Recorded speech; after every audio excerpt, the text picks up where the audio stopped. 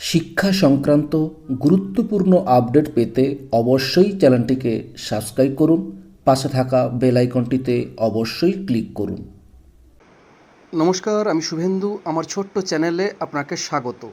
বকেয়া ডিএ নিয়ে অত্যন্ত গুরুত্বপূর্ণ একটি আপডেট। রাজ্য সরকারি কর্মচারী এবং শিক্ষকদের জন্য একটি অত্যন্ত স্বস্তিদায়ক খবর।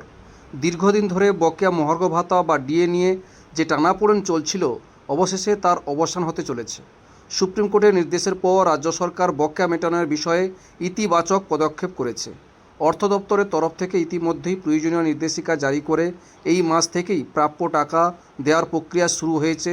ফলে নবান্নের অন্দরমহলে এখন পুরো কদমে হিসাব নিকাশের কাজ চলছে।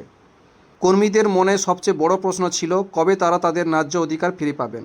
সরকারের সাম্প্রতিক সিদ্ধান্ত অনুযায়ী 2016 সালের জানুয়ারি থেকে 2019 সালের ডিসেম্বর মাস পর্যন্ত যে বকেয়া জমেছে তা দুটি ধাপে মেটানো হবে।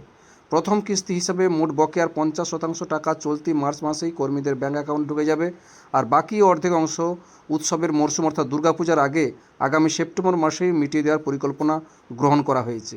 এই পদক্ষেপে কর্মীদের দীর্ঘদিনের অপেক্ষার অবসান ঘটতে চলেছে। কার ভাগে কত টাকা পড়বে তা মূলত নির্ভর করছে সংশ্লিষ্ট কর্মীর মূল বেতন বা বেসিক পের উপর।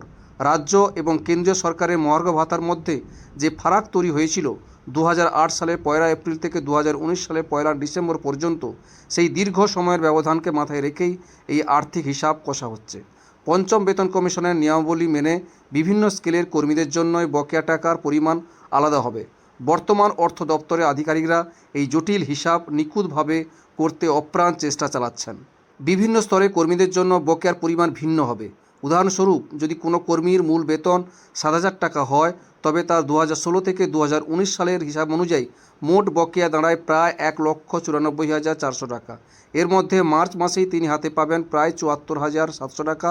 আবার 2008 সাল থেকে সম্পূর্ণ ফারাক ধরলে এই 7,000 টাকার বেসিক পের জন্য মোট বকেয়ার পরিমাণ দাঁড়াতে পারে 3,19,890 টাকা। একইভাবে 10,000 টাকা মূল বেতনের ক্ষেত্রে বকেয়া প্রায় 4,57,140 টাকা এবং 15,000 টাকা বেসিকের জন্য তা প্রায় 6,85,720 টাকা পৌঁছতে পারে।